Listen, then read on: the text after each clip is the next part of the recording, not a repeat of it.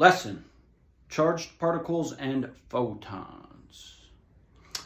Charged particles are electrically charged. Positive and negative are the charged particles' charge. Charged particles are a part of an atom.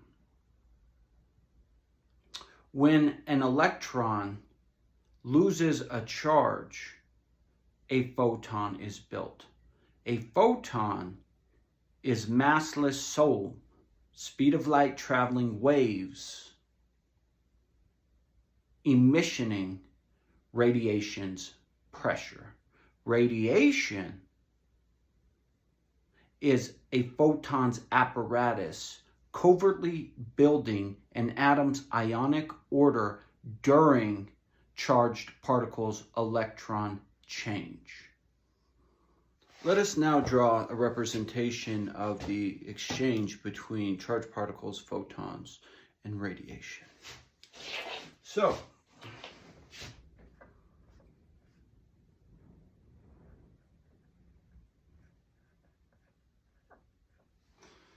now,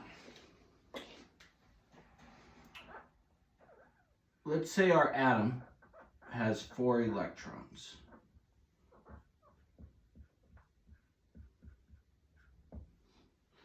Okay, and then all of a sudden, for whatever reason, there's a change and now the electron is 3. A photon is created.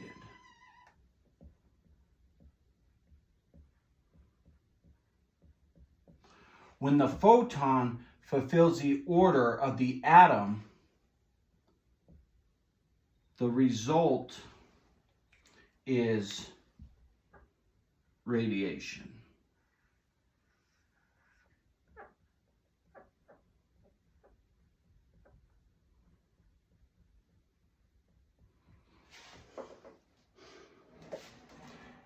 Let's draw it another way. 4 electrons from an atom onto 3 electrons. So what happens? Right, a photon is built.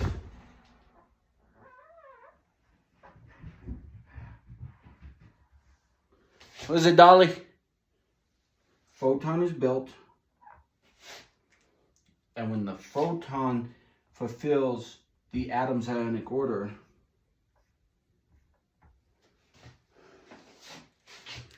radiation. Pop quiz.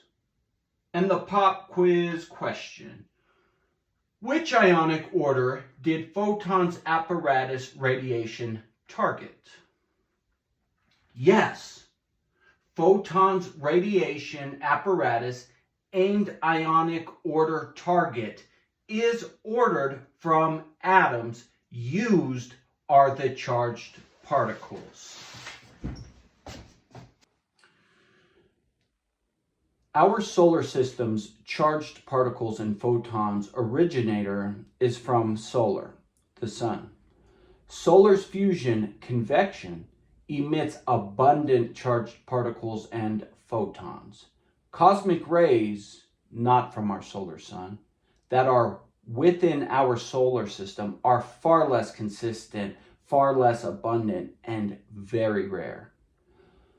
All cosmic rays activity received into our solar system must first pass through solar's perimeter, the Oort cloud, and the conducting cosmic ray activity must be compliant with our solar system's ionic order, the operational parameters.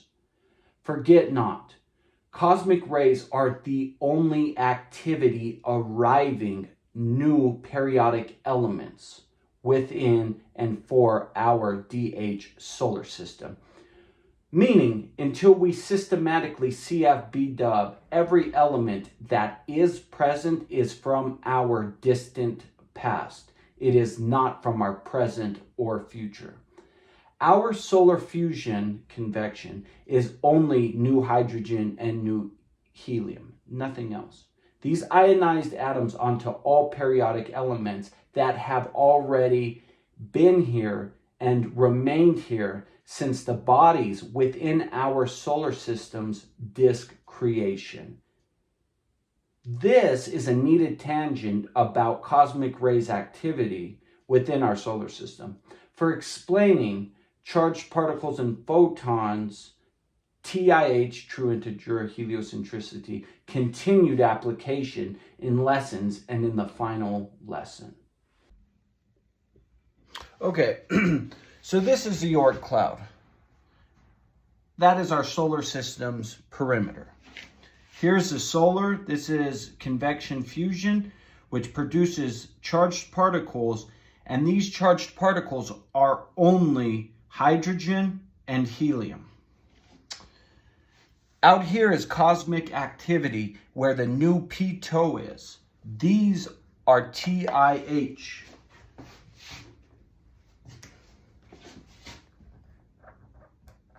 These are all DH. Now, the solar has a magnetic field that sets up this perimeter and maintains how cosmic activity is able to get through. So if and how cosmic activity gets through is based upon the solar letting it in. We need these TIHs to get through. So charged particles from solar convection fusion produces helium hydrogen for Earth, and everything that's in here has already been in here since the disk's creation.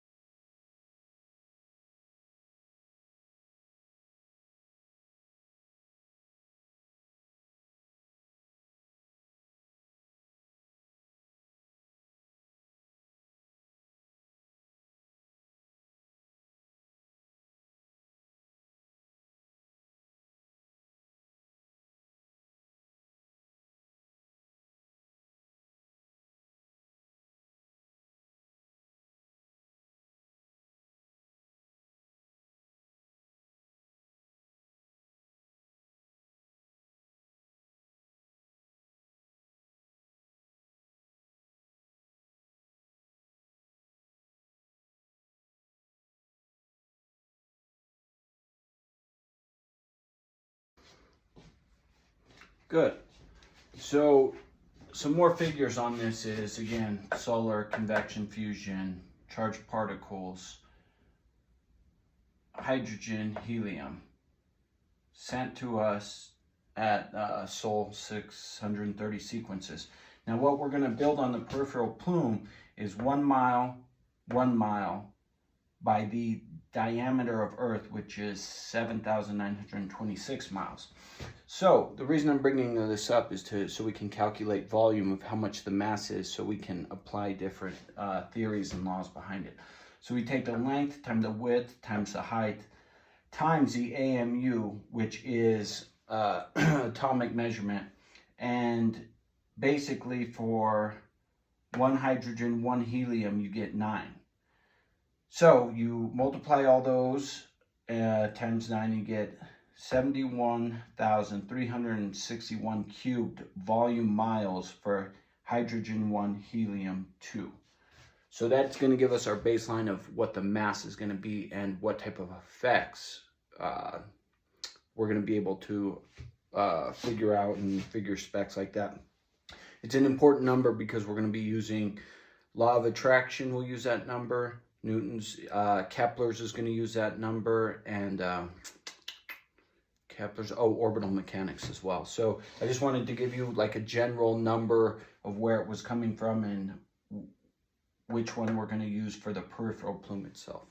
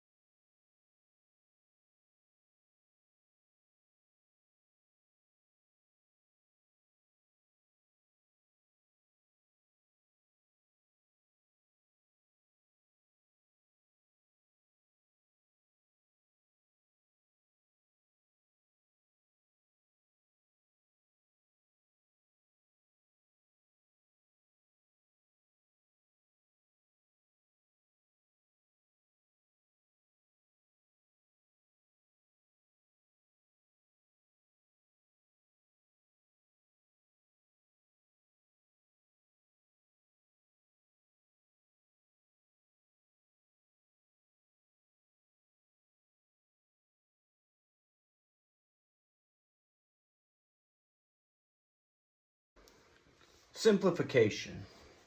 Here we have the perimeter, or our solar system. This is, as we spoke, the operational parameter, border on it.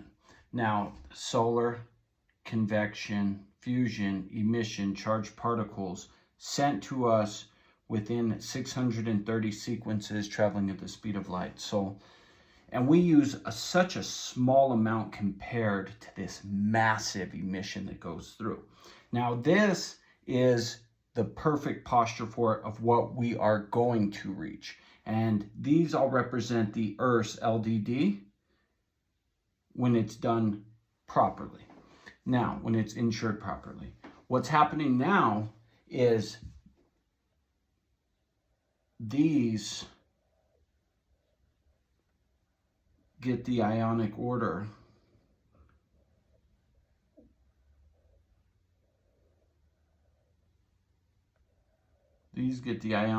from here, and they're sent sporadic places throughout our solar system. So these are all LDD Earths.